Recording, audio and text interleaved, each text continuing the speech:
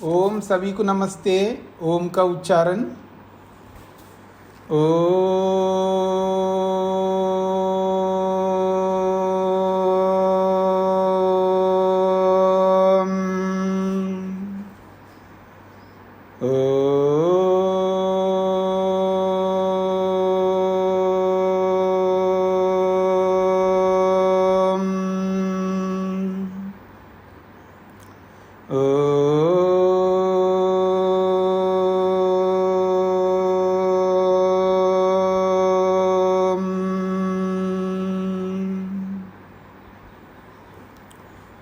न्याय दर्शन की 275वीं कक्षा है।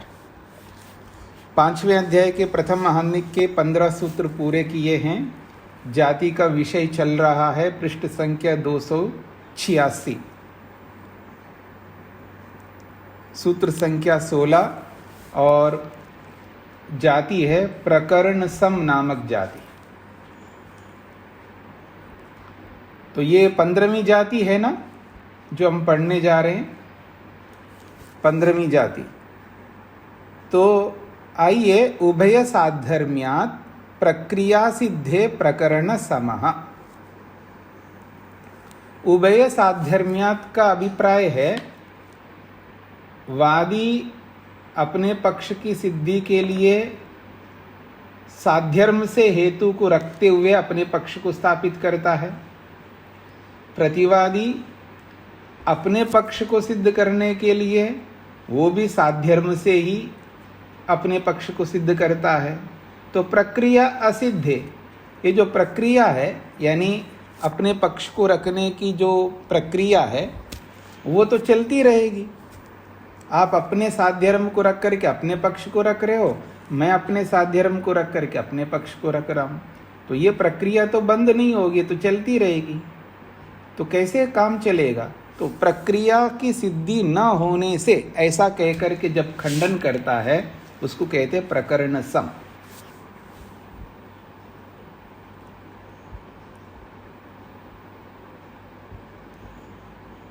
स्पष्ट हो गया जी सब लोगों को? उभयेन नित्येन च अनित्येन च साध्यर्म्यात् पक्ष प्रतिपक्षयो प्रवृत्ति प्रक्रिया। प्रक्रिया किसे कहते हैं? प्रक्रिया किसे कहते हैं उसको समझाया जा रहा है। सूत्र में जो प्रक्रिया आया है ना, प्रक्रिया असिद्धे, प्रक्रिया की सिद्धि ना होने से। तो पहले हम प्रक्रिया को समझते हैं, प्रक्रिया किसे कहते हैं। उभयेन, दोनों प्रकार से। कौन है वो दो प्रकार? नित्येन च अनित्येन च।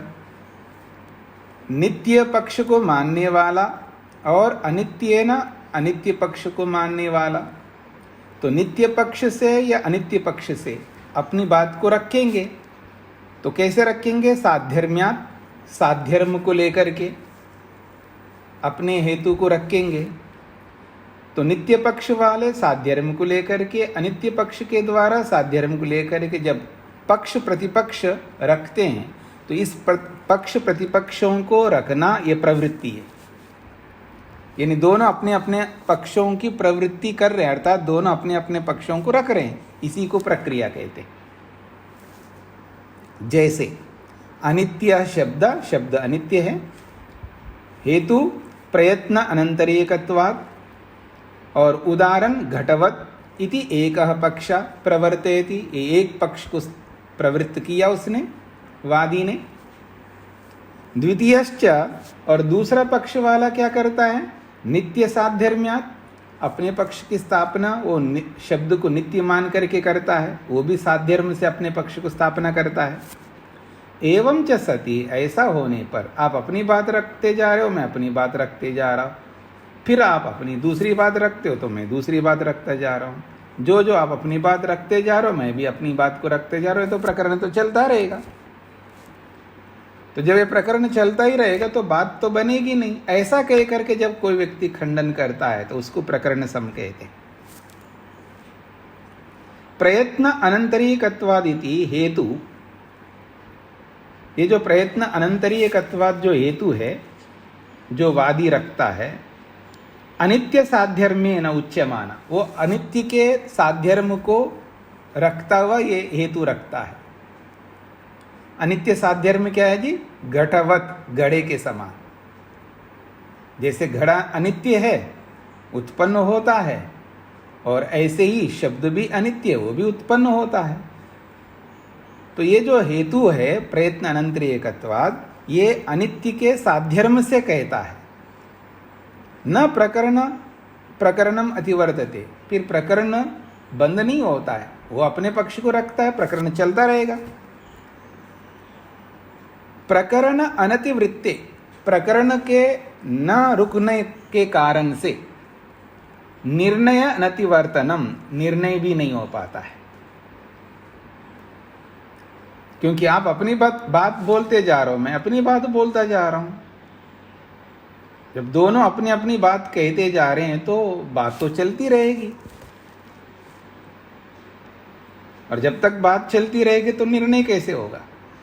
इसलिए तो सास भी बोलती जा रही है, बहू भी बोलती जा रही है, बस बोलते जा रहे बोलते रहे, वो तो बात तो बनी नहीं रही, मान ही नहीं रहे ना एक दूसरे को, बस बोलते जाना। मैं अपनी बात और आप अपनी बात, आप अपनी बात, मैं अपनी बात, मैं अपनी बात, आप अपनी बात, बस बोलते जा रहे हैं, तो प्रकरण चलता रहेगा ना।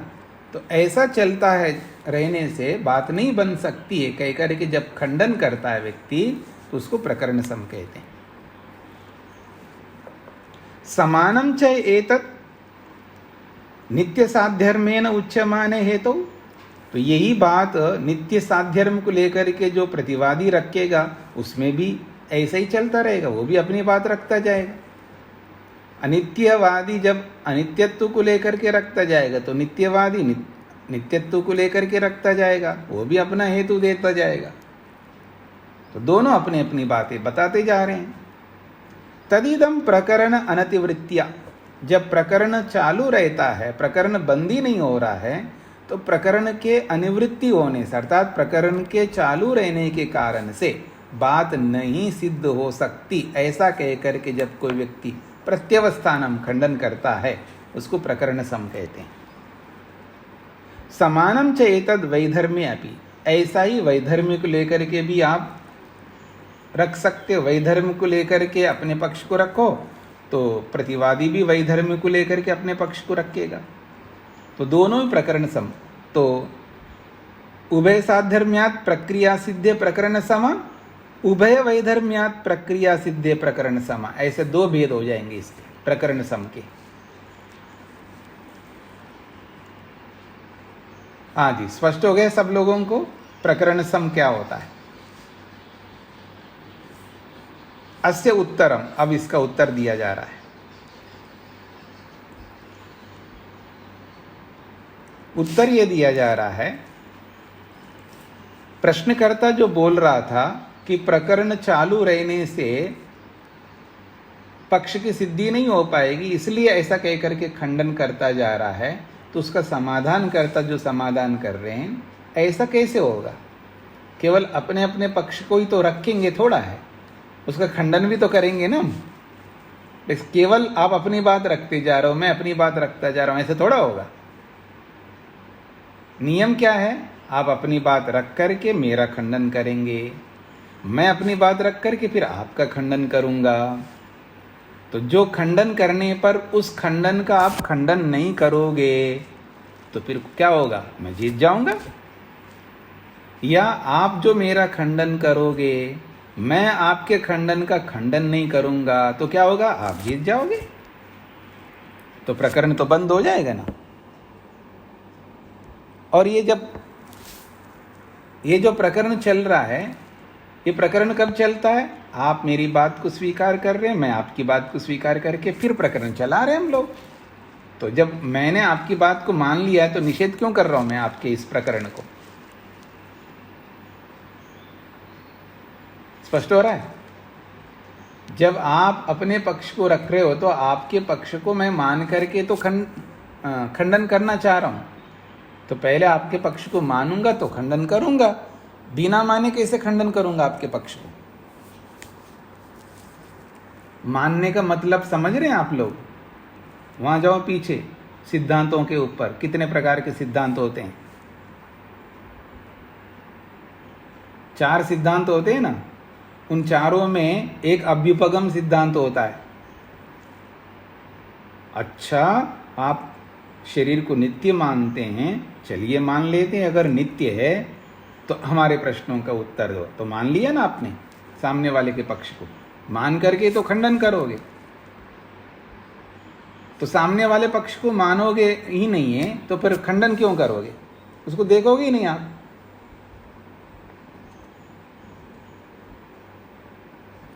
बात ही नहीं चलेगी ना जब आप सामने वाले को मान ही रहे हो। तो जैसे कई बार आपके बच्चे होते हैं ना, बोलते हैं मैं सुनूंगा ही नहीं, मैं सुनूंगी नहीं, बोलो। तो आप बोलते रहो, मेरे को क्या लेना है, मैं सुनूंगा ही नहीं, मैं सुनूंगी नहीं। होते नहीं बच्चे आजकल के लोग। अब आप उनको क्या सुनाओगे? आप कुछ भी नहीं सुना सकते हो, तो वो मान ही नहीं रहे। और कुछ शाने बच्चे भी होते हैं, अच्छा माँ बोलना, आप क्या कहते हो, मैं सुनती हूँ। तो फिर आप उन्हीं को सुनाते हो। तो सामने वाले के पक्ष को आप माने बिना प्रकरण कैसे चलेगा? प्रकरण तब चलता है सामने वाले को आप मानते हो। आप जो पक्ष रख रहे हो उसको मैं स्वीकार करके फिर मैं आपका खंडन करूंगा, तो खंडन हो जाएगा, तो पक्ष सिद्ध हो जाएगा, किसी का तो होगा। तो आप ये कैसे कह रहे कि प्रकरण समाप्ति नहीं होगा? तो ये कह करके आप उत्तर देंगे। ये पहले से मैंने आपके सामने रखा ताकि ये जो शब्द आप पढ़ोगे तो उससे आपको परेशानी नहीं होगी। प्रतिपक्षात प्रकरण सिद्धे प्रतिषेध अनुपत्ति प्रतिपक्षोपपत्ति। प्रतिपक्ष समझ रहे हैं ना आप लोग? एक होता है पक्ष और एक होता है प्रतिपक्ष। पक्ष वाले ने अपनी बात को रखा तो प्रतिपक्ष वाले अपनी बात को रखेगा, और प्रतिपक्ष वाले के बात के रखने पर आप उसको स्वीकार करते हो तो प्रतिपक्षात प्रकरण सिद्धे। प्रतिपक्ष को स्वीकार कर लेने से प्रकरण सिद्ध हो जाएगा, प्रकरण रुक जाएगा। फिर प्रतिषेध अनुपत्ति, फिर उसका आप खंडन नहीं करते हो, उसका खंडन नहीं कर सकते फिर आप। क्यों? प्रतिपक्षोपत्ति, प्रतिपक्ष की सिद्धि होने से। ये सूत्रार्थ है।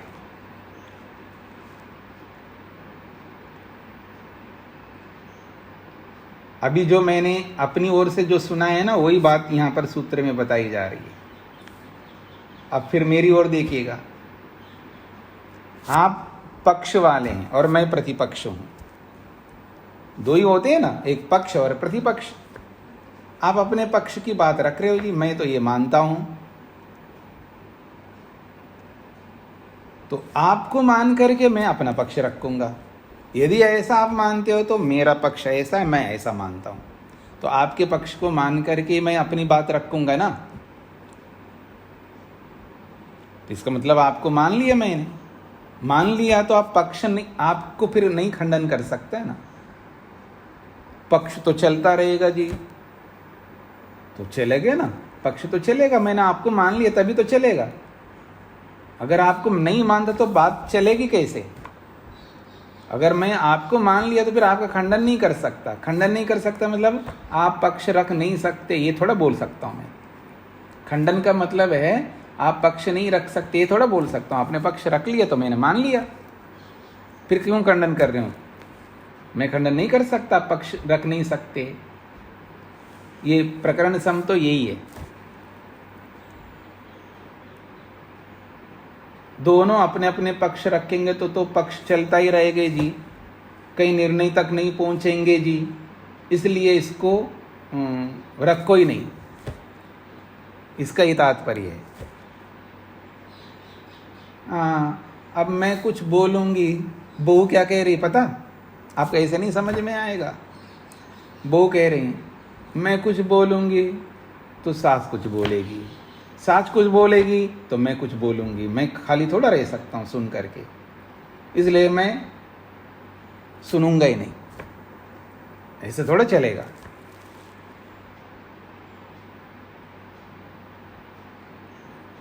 अगर दोनों में विरोध है तो आपको रखना होगा, आपको सुनना होगा। तो जब आपने बोला है तो उसको मैंने स्वीकार कर लिया है, तो फिर मैं ये खंडन नहीं कर सकता कि आप बोल नहीं सकते। स्पष्ट हो रहा है आप लोगों को? दोनों को स्वीकार करना है, यही प्रकरण सम है। इसलिए पक्ष प्रतिपक्षात, यानी सामने वाले पक्ष को स्वीकार कर लेने से प्रकरण सिद्ध है, प्रकरण तो सिद्ध हो जाएगा, अर्थात प्रकरण चालू होने लगेगा। क्योंकि सामने वाले को स्वीकार किए बिना प्रकरण चालू नहीं हो सकता, बातचीत चालू नहीं कर सकते हम लोग। अभी भी कुछ लोगों को संशय हो रहा है, लगता है तूने वो गलती की है, सास बोल रही है तूने वो गलती की है, अब बहू सुनने को तैयार नहीं है, तो बात कैसे चलेगी जी? तो कहते हैं अच्छा मैंने किया है, अच्छा आप सिद्ध करो, मैं भी बोलती हूं, तब प्रकरण चलेगा साल चालू।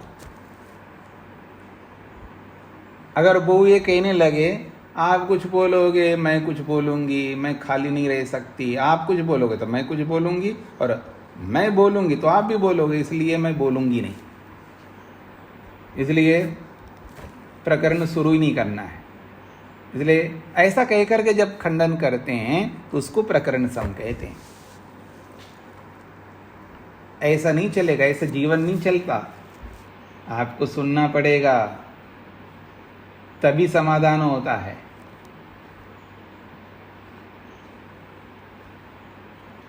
पति कुछ बोले पत्नी कुछ उसका उत्तर ही ना दे तो कैसे चलेंगे? पति पत्नी कैसे जिएंगे आपस में, कैसे सुखी रहेंगे? पिता कुछ भी बोले तो पुत्र सुने ही नहीं है तो कैसे चलेगा पिता पुत्र का जीवन? ऐसे सबके साथ लगाइएगा ना, इसको ऐसे देख लीजिएगा ना, क्यों परेशान हो रहे हो आप? समझने का प्रयत्न करो। तो प्रतिपक्ष से प्रकरण की सिद्धि होगी, अर्थात प्रकरण को आपने मान लिया है। तो जब मान लिया है तो प्रतिषेध अनुपत्ति, प्रकरण न चलाने का खंडन आप कैसे कर सकते हो? इसलिए प्रतिपक्ष उत्पत्ति, जब प्रतिपक्ष की सिद्धि होने से प्रकरण न चलाया जाए ऐसा खंडन नहीं कर सकते, ये उत्तर है। उभय साधर्म्यात् प्रक्रिया सिद्धिं ब्रुवता प्रतिपक्षात् प्रक्रिया सिद्धिरुक्ता भवति। उभय साधर्म्यात्, दोनों ही लोग अपने अपने साधर्म को लेकर के प्रक्रिया सिद्धिं भुवता, इस प्रक्रिया को चालू रखते हुए चल रहे हैं, फिर प्रक्रिया को चालू भी रख रहे हैं, तो प्रतिपक्षात् प्रक्रिया सिद्धिरुक्ता भवति। तो सामने वाले पक्ष को स्वीकार करने से प्रक्रिया की सिद्धि हो ही जाती है, अर्थात प्रकरण चालू हो ही जाता है। उस स्थिति में यदि उभय साधर्म्यम, तो दोनों का अपना अपना साधर्म्य है, तो तत्र एक तरह प्रतिपक्ष, उन दोनों में से एक तो प्रतिपक्ष होगा, एक पक्ष होगा तो एक प्रतिपक्ष होगा। इति एवं सति, जब ऐसा हो गया है, उपपन्न प्रतिपक्षो भवति, तो प्रतिपक्ष की सिद्धि होती है, अर्थात दूसरे का अपना पक्ष भी है, केवल मेरा अकेले का पक्ष नहीं चलता। हे बहू तो समझ ले, तू केवल अपने ही पक्ष नहीं चल सकता, सास का भी अपना पक्ष है। या सास ये सोचे कि मैं सास हूँ, मेरा ही बात चलेगी, आपका एक पक्ष नहीं, उसका भी अपना पक्ष है। दोनों पक्ष होते हैं, दोनों पक्षों को मानना होगा, एक ही पक्ष को लेकर के हम जी नहीं सकते। तो जब एक पक्ष की सिद्धि हो तो आप पक्ष ही नहीं रख सकते, ऐसे कैसे खंडन कर सकते हो? यही तो प्रकरण सम है। अगर ऐसा खंडन करोगे तो प्रतिपक्षोत्पत्ति अनुपन्ना, जब एक प्रतिपक्ष की सिद्धि होने से अनुपन्न प्रतिषेध, फिर आप खंडन नहीं कर सकते। यदि प्रतिपक्षोत्पत्ति, यदि दूसरे पक्ष की उत्पत्ति यानी सिद्धि होती है तो प्रतिषेधो न उपपद्यते, फिर खंडन करना बनता नहीं है। खंडन का मतलब है आप अपने पक्ष को क्या रखोगे? पक्ष तो चलेगा ही नहीं, इसलिए पक्ष रखने की कोई बात नहीं है। कई बार हम घरों में ऐसे करते हैं ना, कोई बोलने मैं भी कुछ बोल नहीं, आपका पक्ष रखने कोई मतलब नहीं, उसको रोकते हैं। स्पष्ट हो रहा है? आप लोग करते क्या है? जो आप करते हो ही तो बोला जा रहा है यहाँ पर। अतः प्रतिषेधोत्पत्ति, यदि खंडन बनता है तो प्रतिपक्षो न उपपद्यते, फिर प्रतिपक्ष सिद्ध नहीं हो सकता। मतलब आप पक्ष ही नहीं रख सकते, ऐसा अगर बोलोगे तो प्रतिपक्ष दूसरे का पक्ष है ही नहीं है, दूसरे का पक्ष को आपने स्वीकार ही नहीं किया, अकेले अकेले को अपने आप को सही मान बैठे हो, ऐसा नहीं चल सकता है ना। यतः प्रतिपक्षोत्पत्ति प्रतिषेध उपपत्तिश्च विप्रतिषिद्धमेति। यदि प्रतिपक्ष है तो प्रतिषेध नहीं हो सकता, यदि प्रतिषेध है तो प्रतिपक्ष नहीं हो सकता, क्योंकि दोनों में विप्रतिषिद्ध है, दोनों में विरोधी है, दोनों में विरोध है, दोनों एक दूसरे के अगेंस्ट है। सांप रहेगा तो नेवला नहीं आएगा, नेवला रहेगा तो सांप आएगा नहीं, क्योंकि दोनों एक दूसरे के विरोधी है। इसलिए आपको पक्ष को स्वीकार करना होगा, प्रतिपक्ष को भी स्वीकार करना होगा और प्रकरण को चालू करना होगा। प्रकरण चालू होने के बाद में वो रुकेगा नहीं, ऐसा नहीं बोल सकते हो। प्रकरण तो चलता रहेगा मान करके आदमी सामने वाले को मानता ही नहीं, दूसरे वाले के पक्ष को ही नहीं मानता है, तो ऐसा मान करके जब खंडन करते हैं तो उसको प्रकरण सम कहते हैं। तत्व अनवधारणाच प्रक्रिया असिद्धि। ये जो प्रकरण निरंतर इसलिए चलता रहता है क्योंकि तत्व का, यथार्थ का निश्चय नहीं कर पाते, इसलिए प्रकरण चलता रहेगा। आप अपनी अपनी बात बोलते जा रहे हो, यथार्थता को सिद्ध नहीं कर रहे हो, आप उचित हेतु नहीं दे रहे हो, अपनी अपनी बात ऐसे बोलते जा रहे हो, तो ऐसे बोलते जाएंगे तो बोलते जाओगे। तो तत्व का अवधारण करो ना, यथार्थता को सिद्ध करो ना। आपको यथार्थता को सिद्ध करने के लिए विशेष हेतु लाना होगा, विशेष हेतु ला करके यथार्थता को सिद्ध करो। इसलिए कहते हैं विपर्यय प्रकरण अवसानात्। विपर्यय का मतलब है प्रकरण को रोकना है। प्रकरण तो चलता जा रहा है क्योंकि तत्व का अवधारण नहीं किया, और प्रकरण को रोकना है तो विपर्यय, उसका उल्टा करो, अर्थात विशेष हेतु ले आओ, तो प्रकरण अवसान, प्रकरण समाप्त हो जाएगा और एक पक्ष दोनों में से एक की सिद्धि हो जाएगी। तत्व अवधारणे ही अवसितम प्रकरणम भवति इति। जब यथार्थता का अवधारण निश्चय हो जाता है, ये यथार्थ है, ये पक्ष यथार्थ है क्योंकि इसमें ये सटीक हेतु है, जब तत्व का अवधारण निश्चय हो जाता है तो प्रकरणम अवसितम भवति, प्रकरण समाप्त हो जाता है। अवसितम का मतलब समाप्त।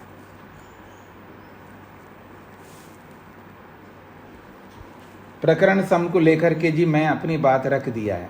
अब आप में से किनको कुछ समझ में नहीं आए तो पूछ सकते हैं। मूलभूत बातों को समझना है। प्रकरण सम क्या होता, अगर कोई आपसे पूछे तो आपका उत्तर ये होना चाहिए कि एक व्यक्ति अपनी बात को रखना चाहता है और दूसरा व्यक्ति ये कहता है नहीं, आप अपनी बात रखने का कोई मतलब नहीं, वेस्ट है। क्यों जी? आप कुछ बोलोगे, मैं कुछ बोलूँगा, मैं कुछ बोलूँगा, तो आप कुछ बोलोगे तो बात तो बनेगी नहीं, इसलिए क्या रखना, आप मत रखिए। ऐसा कह करके जब खंडन करते हैं उसको कहते हैं प्रकरण सम।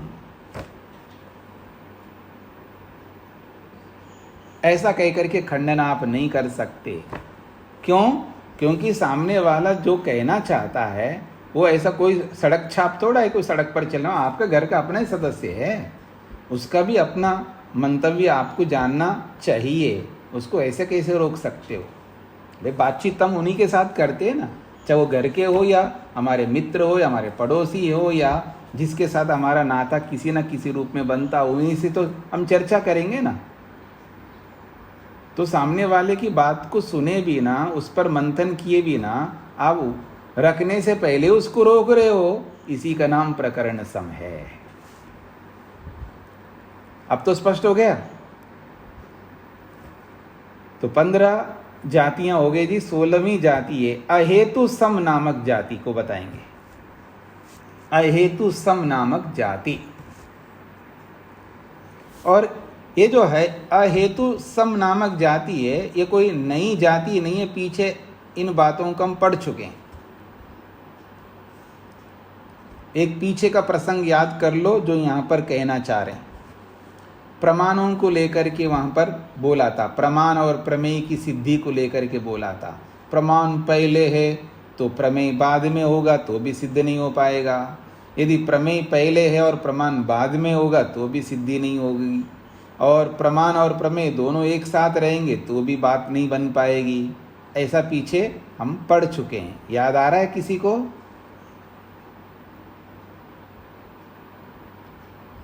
हाँ, यही तो स्वाध्याय है, इसी का नाम स्वाध्याय है, इसी को स्वाध्याय कहते हैं। जो पढ़ चुके होते हैं ना, उसके पन्ने पलटने होते हैं जब जब समय मिलता है।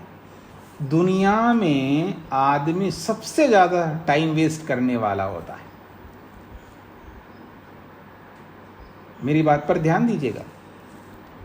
दुनिया में, पूरी दुनिया में जो प्राणी जगत है ना, पूरी प्राणी जगत को मैं सामने रख करके बोल रहा हूँ। दुनिया में जो मनुष्य है ना, ये सबसे ज़्यादा टाइम वेस्ट करने वाला होता है, टाइम पास कर रहा होता है। कमाल है, भगवान ने इतनी अच्छी बुद्धि दी है, उसका सदुपयोग करता हुआ व्यक्ति फुर्सत ना मिले एक पल के लिए भी व्यस्त रहना होता है, तभी लक्ष्य तक हम पहुंच सकते हैं। और आप बैठते हो जी, हाँ जी टाइम पास नहीं हो रहा है जी। कमाल हो गए, टाइम पास क्यों नहीं हो रहा है? रुचि पैदा करो, श्रद्धा पैदा करो भगवान में, ईश्वर में। भगवान ईश्वर तो एक ही है, भगवान में, समाधि में, विवेक में, वैराग्य में, अपने धर्म पर, अपने वेदों पर, अपने ऋषियों पर, अपने महापुरुषों पर श्रद्धा रखो ना, केवल बातें नहीं बनाओ।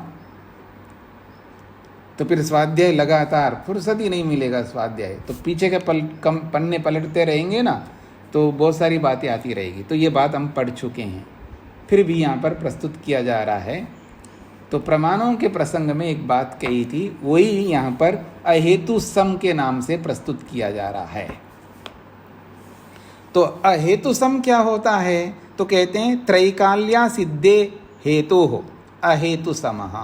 हेतु तीनों कालों में सिद्ध ना होने से, त्रैकाल्य असिद्धे हेतु हो, हेतु तीनों कालों में सिद्ध ना होने के कारण से आपका ये हेतु ठीक नहीं है, इसलिए अहेतु है। ये सूत्र का अर्थ है।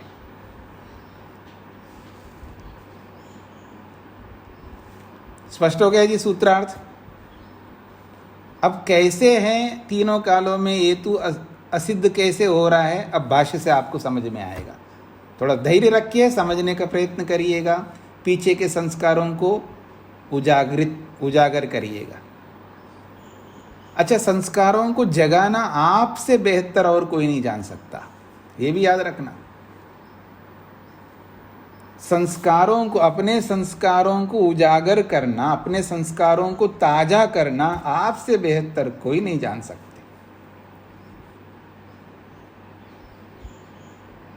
जब बढ़िया टिप टॉप साड़ी पहन के तैयार होकर के जब जा रहे होते ना शादी में, और शादी में जाते एंट्री करते ही सारे संस्कार उजागर करते, हाँ उस शादी में ऐसा हुआ था, इस शादी में ऐसा हुआ था, वहाँ ये ड्रेस होता, फलाना ऐसा, सब नज़ारा पता नहीं, जब से होश में आए होंगे आप तब से लेकर के जितनी शादियाँ अटेंड किए, सारा नज़ारा उजागर करके ला के रख देते हो। आपसे बेहतर संस्कारों को उजागर करना कौन जानता है जी? चाहे वो शादी का हो, चाहे वो पार्टी का हो, चाहे वो किसी होटल में जाके खाने का हो, चाहे किसी प्रसंग का हो, सब संस्कारों को उजागर करना आपको आता है। तो क्यों जी मैं कौन सा पाप कर रहा हूँ जी, मेरे संस्कार को क्यों नहीं उभारते आप? क्यों जी, मेरे संस्कारों को भी तो उभारिएगा ना आप लोग। मैंने कौन सा ऐसा काम किया, आप मेरे को क्यों नज़रअंदाज कर रहे हो? तो आइए, को कहते हैं हेतु साधनम। हेतु क्या होता है? बीच बीच में हंसाना पड़ता है जी, आप लोगों को थोड़ा सावधान करना पड़ता है, क्या करें। तो हेतु कहते हैं साधन को। तत्र साध्यात् पूर्वम पश्चात सहवा भवेत्। तीन बातें कही है। हेतु साधन कहते हैं, तत्साध्यात पूर्वम, वो जो हेतु है वो साध्य से पहले से विद्यमान है। साध्य का मतलब सिद्ध करने योग्य वस्तु प्रमेय, और हेतु जो है साधन उसको सिद्ध करता है।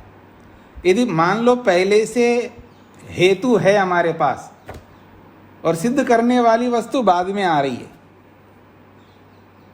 एक बात। दूसरी बात, साध्य पहले से है, सिद्ध करने वाली वस्तु पहले से है और उसको सिद्ध करने वाला हेतु बाद में आया, ये दूसरी बात हो गई। तीसरी बात, दोनों एक साथ है, साध्य भी तैयार है और हेतु भी तैयार है, दोनों एक साथ हैं। इन तीनों स्थितियों में आप अपने पक्ष को सिद्ध नहीं कर पाओगे, ये कहना चाहता है। इसी को अहेतु सम कहते हैं। क्यों नहीं सिद्ध कर पाओगे? अब वो कह रहा है, यदि पूर्वम साधनम, यदि पहले से साधन है अर्थात हेतु पहले से है,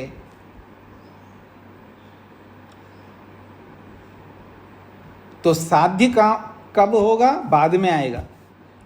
इसका मतलब साध्य है नहीं है भाई, पहले से साधन है तो इसका मतलब है साध्य नहीं, अभी जिसको सिद्ध करना वो है ही नहीं है। तो कहता है यदि पूर्वम साधनम, पहले से हेतु है, तो असति साध्य, जब वो साध्य है ही नहीं है तो कस्य साधनम, इसको आप साधन कैसे कह सकते हो? ये दोष दिखा रहा है।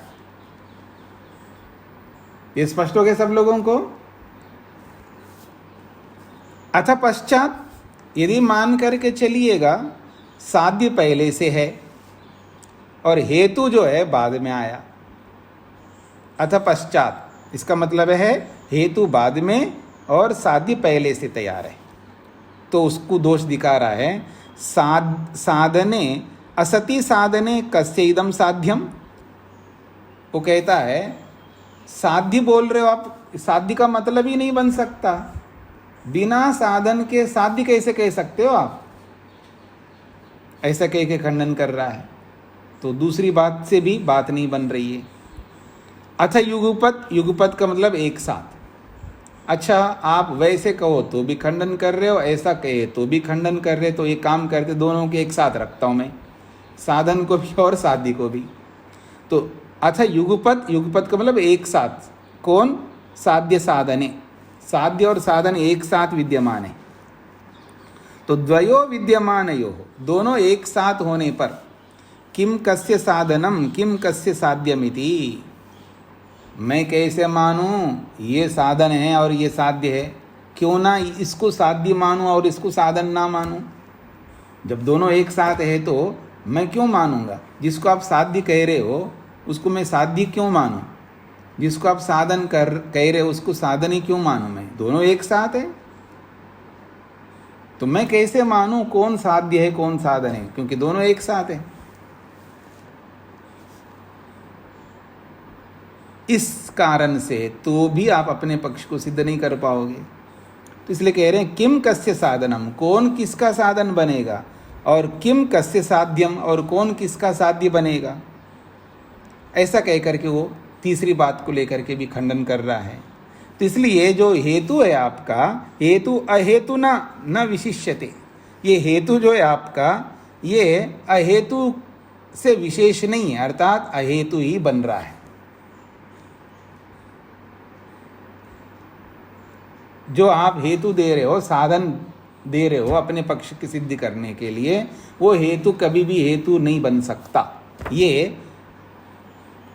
कहने वाले का मनसा है। तो हेतु को जब हेतु सिद्ध करने के लिए ऐसी बात करता है तो उसको अहेतु सम नामक जाति कहते हैं।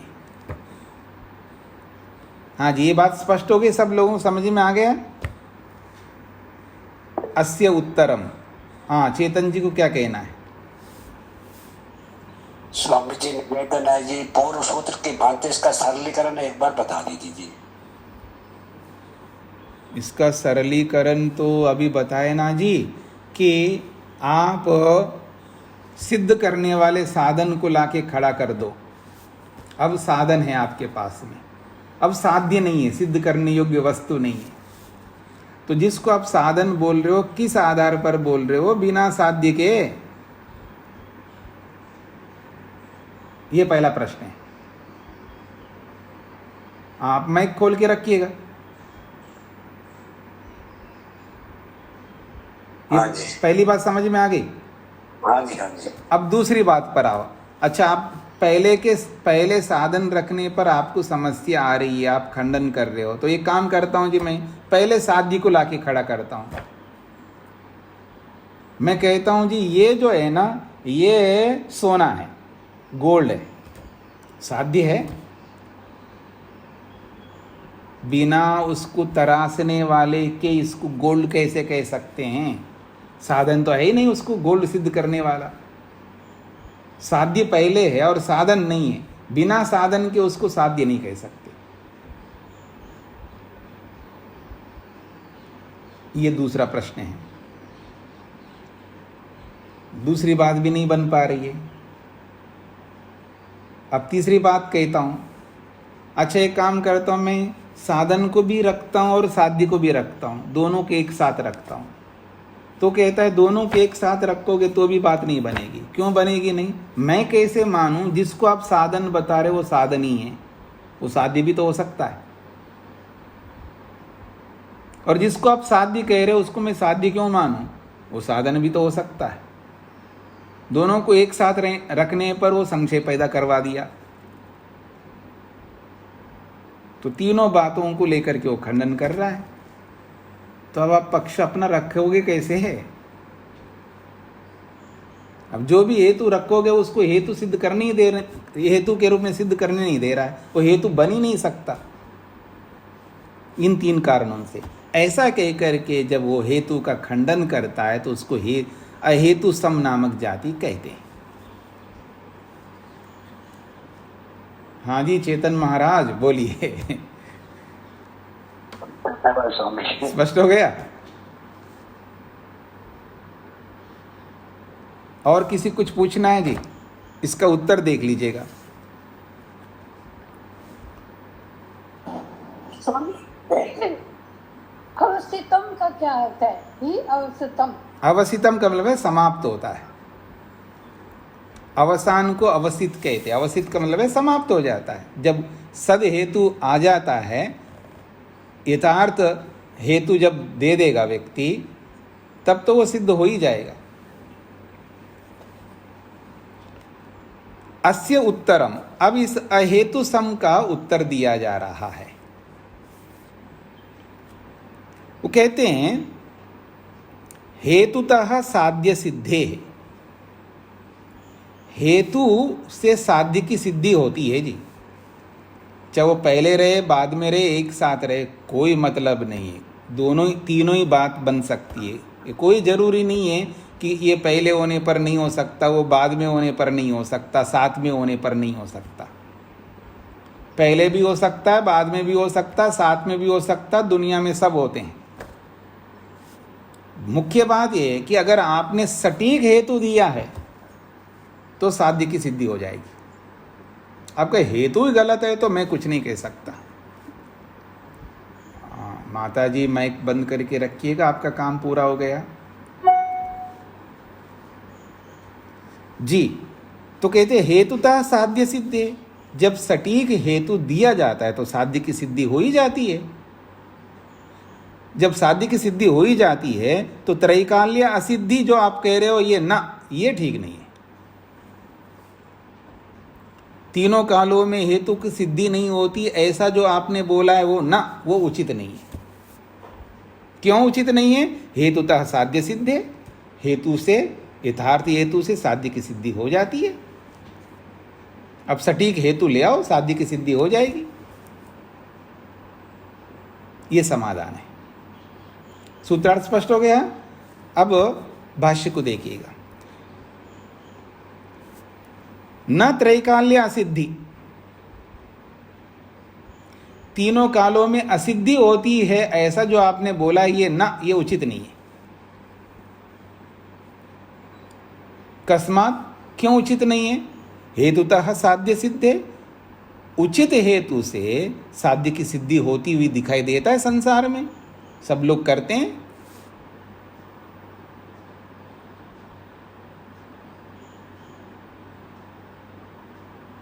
स्पष्ट हो गया? नहीं समझ में आया? हाँ जी, आपने किसी काम करने वाले को बोला है जाओ जाकर के जो है ना क्या बताऊं मैं, 1 किलो खीरा ले आओ। वो ले आए 1 किलो खीरा, जो भी काम करने वाला है।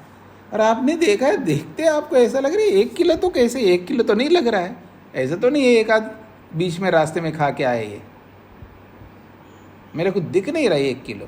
वो कहता है 1 किलो, ये तो प्रमेय है ना 1 किलो खीरा। अब तराज तो है ही नहीं है, तो साध्य तो फिर भी हो सकता है बिना तराजू के, तो बाद में आ जाएगा तराजू, बाद में आकर के सिद्ध करेगा। इसमें क्या दिक्कत है? कोई जरूरी है क्या? तराजू के बिना वो साध्य है ही नहीं है ना, बन रहा है ना।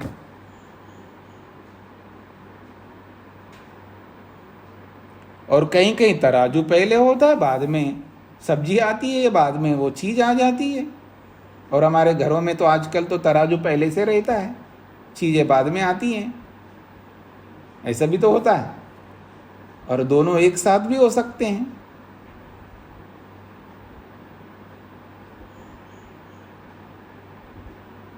तो इसलिए कह रहे हैं हेतुता साध्य सिद्धे, अगर सटीक हेतु आ जाए तो साध्य की सिद्धि हो जाएगी। वो आगे रहे पीछे रहे एक साथ रहे, इससे कोई फर्क नहीं पड़ता है। अब देखिएगा, निर्वर्तनीयस्य निर्वृत्ति, निर्वर्तनीयस्य निर्वृत्ति, विज्ञेयस्य विज्ञानम, ये दो विशिष्ट बातें हैं। निर्वर्तनीयस्य का मतलब है उत्पन्न होने वाले की, निर्वृत्ति उत्पत्ति।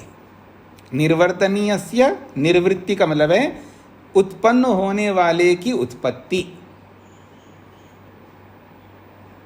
और विज्ञेयस्य का मतलब है जानने योग्य की या जानने योग्य का, विज्ञानम ज्ञान, जो भी जानने योग्य है उसका ज्ञान, और उत्पन्न होने वाले की उत्पत्ति। ये दोनों उभयम, ये दोनों ही कारणता दृश्यते, अपने अपने कारण से दिखाई देते हैं।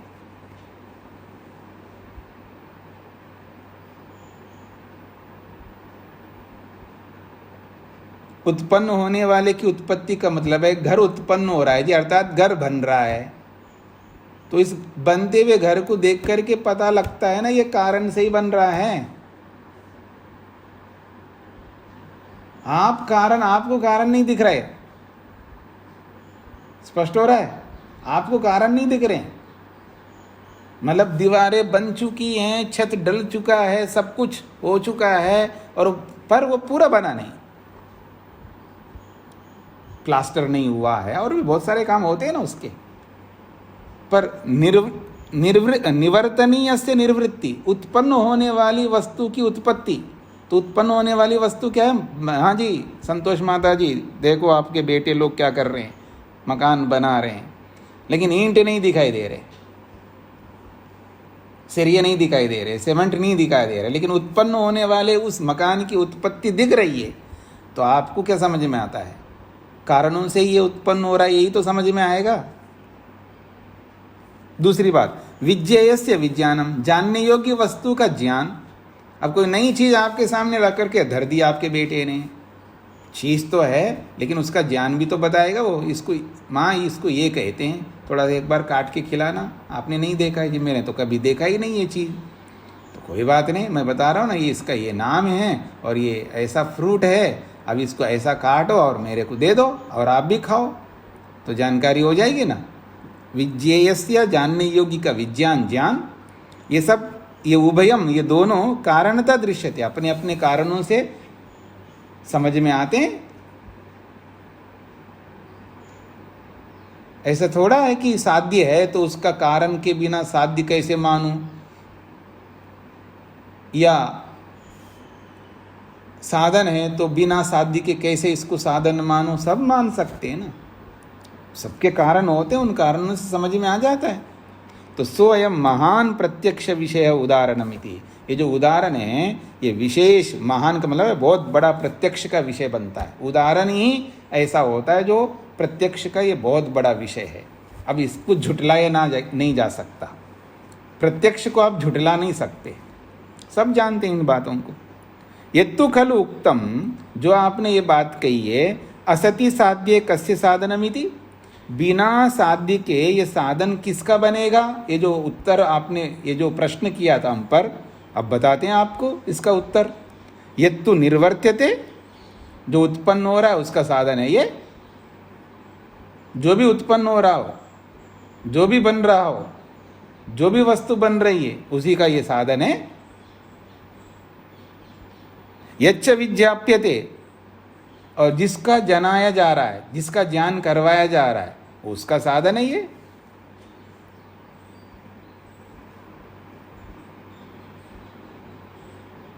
तस्य का मतलब है उसका, उत्पन्न होने वाले का ये साधन है, और जनाया जाने वाले का साधन है ये। साधन तो किसी को बता देगा ना, किसी उत्पत्ति को बता देगा, और ज्ञान जो है ना, किसी वस्तु का ज्ञान कराएगा। वो ज्ञान तो साधन है ना, वो तो किसी ना किसी का ज्ञान कराएगा। ज्ञान ऐसे थोड़ा होता, वो किसी का ही होगा ना ज्ञान, किसी साध्य का ही तो होगा ना वो ज्ञान। सर्वज्ञ क्या बोलते आप? सत चित आनंद क्या बोलते आप? सच्चिदानंद स्वरूप, निराकार, सर्वशक्तिमान, न्यायकारी, दयालु, जो भी आप बोलते जाते हो ना, तो ये जो ज्ञान है ये किसी साध्य का ही तो ज्ञान है, ये किसी साध्य के ही तो गुण हैं। ऐसा तो इस तरह का, तो जब सटीक हेतु दोगे तो साध्य अपने आप सिद्ध हो जाएगा। जब साध्य अपने आप सिद्ध हो जाएगा तो आप ये जो बोल रहे हो कि तीनों कालों को सिद्ध नहीं करता है हेतु, ये जो आपने बोला है ये ना, ये उचित नहीं है। हेतु हमेशा तीनों कालों को सिद्ध करने वाला होता है।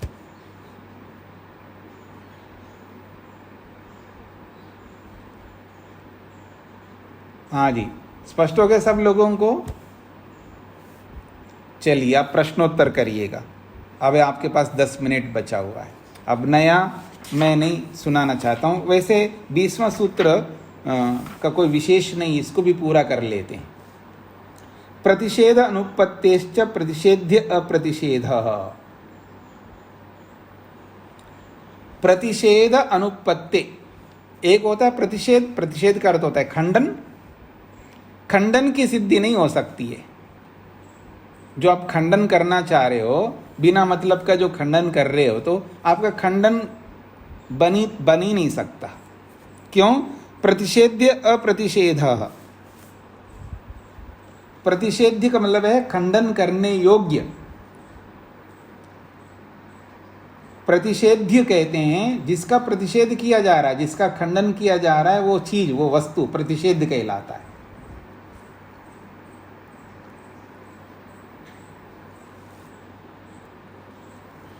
ठीक है जी। तो एक होता है प्रतिषेध खंडन, और एक खंडनीय। खंडनीय को प्रतिषेध कहते हैं। तो प्रतिषेध अनुपत्ति, खंडन की सिद्धि नहीं होती है। मतलब आप जो खंडन करना चाह रहे हो वो खंडन नहीं बन सकता, ये इसका अभिप्राय है। क्यों? प्रतिषेध्य अप्रतिषेध, जिसका आप खंडन करना चाहते हैं वो ही विद्यमान नहीं है, उसका प्रतिषेध हुआ ही नहीं है, अप्रतिषेधा। आप इसका भाष्य को देखिएगा, आपको स्पष्ट हो जाएगा। पूर्वम पश्चात युगपद वा प्रतिषेध इति न उपपद्यते।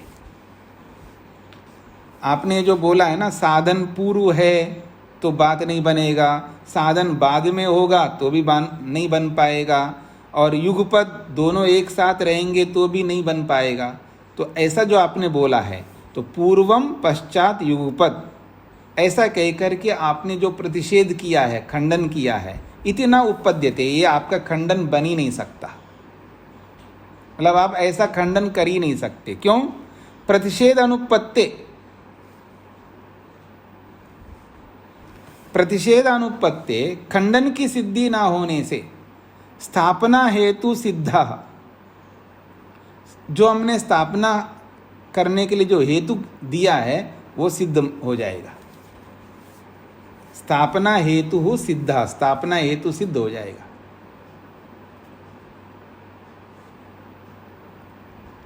स्पष्ट हो रहा है जो कहना चाह रहे हैं? थोड़ा सा आपको अपनी बुद्धि को थोड़ा दौड़ाना होगा। अब मैं इसको विस्तार करता हूं जो कहना चाह रहे हैं।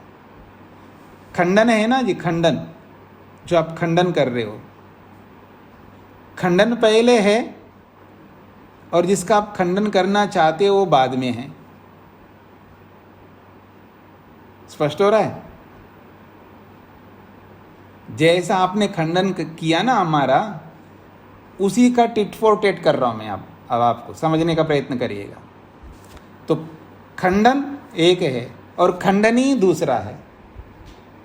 जब आप खंडन कर रहे हो तो मैं खंडनी हो गए ना, एक खंडन है और एक खंडनी है। तो आप ये बताइए, खंडन पहले है तो बिना खंडनी के कैसे खंडन कर रहे हो? ये मैं भी तो पूछ सकता हूं ना आपसे। स्पष्ट हो रहा है आप सबको?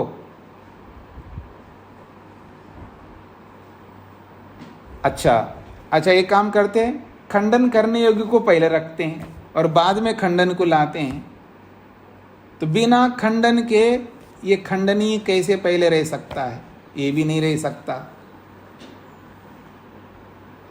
दोनों बात आ गई। अब तीसरी बात, तो एक खंडन और एक खंडनी दोनों के एक साथ रखूंगा तो मैं कैसे मानूंगा ये खंडनीय है? मैं ये कैसा मानूंगा ये खंडन करने वाला है? अदला बदले भी तो हो सकता है। इसलिए आपका खंडन की सिद्धि नहीं हो रही है। आप चले थे हमारा खंडन करना, तो आपका खंडन ही सिद्ध नहीं हो रहा है। ये कहना चाह रहे इस सूत्र में। ये अतिरिक्त एडिशन करके बात रखिए। अच्छा, किनको समझ में नहीं है वो हाथ खड़ा करना। किनको समझ में नहीं आया है वो हाथ खड़ा करिए। आर.डी. वर्मा, बोलिए, क्या समझ में नहीं आया? नमस्ते स्वामी जी। यही जी। जो दो लाइन है, पूर्वम पश्चात बुद्धा प्रतिषेध तीनों पद्धति, तो खंडन नहीं कर सकते हो। खंडन थोड़ा सा समझ में नहीं आया हमको। थोड़ा आप सब लोग बुद्धि को दौड़ाइए ना। जो पहले एक बात कही थी, साधन और साध्य, साधन को पहले मानोगे तो साध्य बाद में आएगा तो सिद्ध नहीं हो सकता, बोला है ना। और फिर साध्य को पहले रखते हैं तो साधन को बाद में रखेंगे तो भी सिद्ध नहीं होगा। फिर दोनों के एक साथ रखेंगे तो भी सिद्ध नहीं होंगे। तो साधन साध्य एक दूसरे को सिद्ध नहीं कर पा रहे, ऐसा कह के खंडन कर दिया था। अब मैं इसी पैटर्न पर खंडन करने वाले को सामने ला रहा हूं। एक है खंडन और एक है खंडनीय। ये दो बातें समझ में आई वर्मा जी? जी। तो खंडन को अगर पहले रखोगे तो जिसका खंडन करना वो है ही नहीं है, तो किसका खंडन करोगे आप? तो आपका खंडन नहीं बन पाएगा। स्पष्ट हो गया ये बात? जी। अब अच्छा ऐसा है तो फिर एक काम करते हैं, तो खंडनी को पहले रखते हैं और खंडन को बाद में लाते हैं। तो खंडनी को पहले रखोगे तो बिना खंडन के खंडनी रह करके क्या करेगा? कोई इसका अर्थ ही नहीं है। दूसरी बात स्पष्ट हो गया? आप मेरी ओर देखिएगा, आप पुस्तक में मत देखिएगा। जो मैं बोल रहा हूं वो उसको समझ लीजिएगा। तो दूसरी बात समझ में आ गई आपको? जी। अच्छा, अब दोनों के एक साथ रखता हूं। ये खंडन है जी और ये खंडनी है जी। तो दोनों को साथ रखा तो सामने वाला कह रहा है जिसको आप खंडन कह रहे हो, मैं कैसे मानूं उसको खंडन? खंडनी को भी तो मैं खंडन मान सकता हूं, और जिसको आप खंडनी बोल रहे हो उसको खंडनी क्यों मानूं? वो खंडन भी तो हो सकता है, क्योंकि दोनों साथ में है। मैं कैसे पहचानूं ये खंडन है ये खंडनी है? तो एक साथ रखो तो भी आप खंडन नहीं कर सकते, खंडन को पहले रखो तो भी खंडन नहीं कर सकते, खंडन को बाद में रखो तो भी खंडन नहीं कर सकते। बोलो, आपका खंडन ही नहीं बनता, तो काहे को खंडन कर रहे हो आप मेरा? ये है टिट फॉर टिट वाला सूत्र है, 20वां सूत्र। ये भाव समझ में आ गया आप लोगों को? निचोड़ नहीं समझ में आया हमारे से। हाँ जी।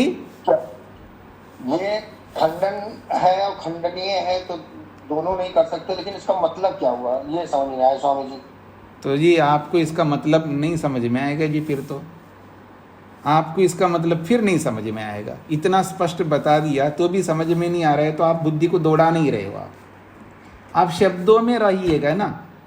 आप ये खंडन है तो खंडन की कोई चीज़ होती हो और खंडनी कोई चीज़ हो तो शब्दों में ऐसा तो होता ही नहीं है। तो बातों में शब्दों में खेल चल रहा है। शब्दों के खेल को आप उदाहरण में देखना चाहते तो मैं कैसे दिखाऊंगा? ये तो शब्दों का खेल है, शब्दों में ही समझना है। ये बौद्धिक खेल है। ठीक है स्वामी जी, समझ में आ अब समझ में आ गया आपको? मतलब कई बार शब्दों में तो एक दूसरे का खंडन करते हैं ना हम लोग। तो ये तो बौद्धिक खेल है। बस कोई खंडन नाम की कोई चीज़ तो है ही नहीं मैं दिखा सकूंगा, और जो खंडनीय नामक चीज़ तो ऐसा ही नहीं। ये तो शब्दों का है। साध्य साधन को जिस तरह वो उसने रखा है, साध्य पहले है तो बाद में साधन नहीं हो सकता, बाद में साधन है तो साध्य पहले नहीं हो सकता, दोनों एक साथ नहीं हो सकता। तो जैसे उस पैटर्न में उसने खंडन किया, उसी पैटर्न में एक खंडन है और एक खंडनीय है। तो इनमें भी वही सिद्धांत लागू करके देखो तो भी सिद्ध नहीं हो पाएगा। तो जब आपका खंडन करना ही नहीं बन रहा है तो फिर हमारे हेतु का कैसे खंडन कर सकते हो आप? ऐसा कह करके जैसे कुछ ऐसा उत्तर दिया इस 20वें सूत्र से। जी स्वामी जी। जी, अब बाकी लोगों को भी इनको सुनना है और सुन करके इन बातों को 20वें सूत्र के इस बात को समझने का प्रयत्न करना। प्रतिषेध अनुपत्ते प्रतिषेध्य अप्रतिषेधा।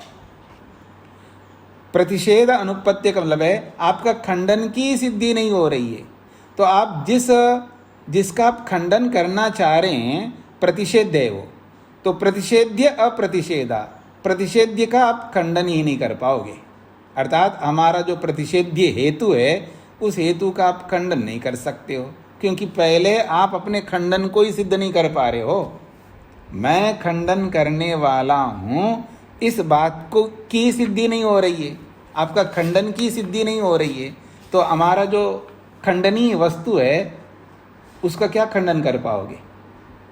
इसलिए कह रहे हैं प्रतिषेध यानी खंडन की सिद्धि ना होने से खंडनी का खंडन नहीं कर सकते। ये सूत्रार्थ है। एक बार सूत्रार्थ लिख लीजिएगा ताकि आपको स्पष्ट हो जाएगा। खंडन की सिद्धि ना होने से, खंडन की सिद्धि ना होने से खंडनी का खंडन नहीं बन सकता। खंडन की सिद्धि ना होने से खंडनी का खंडन नहीं बन सकता। ये सूत्रार्थ है।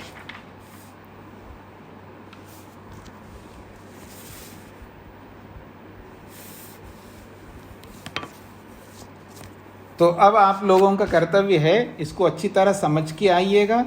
फिर भी ये 20वां सूत्र या 19वां या 18वां जो भी आज का प्रसंग में जो आपने पढ़ा उसमें जो बात समझ में आए नहीं उसको फिर पूछिएगा, लेकिन परस्पर एक दूसरे से चर्चा करिएगा और थोड़ा सा विशाल बन करके उसको समझने का प्रयत्न करिएगा, जरूर समझ में आएगा आपको। स्वामी जी खंडनी साध्य है?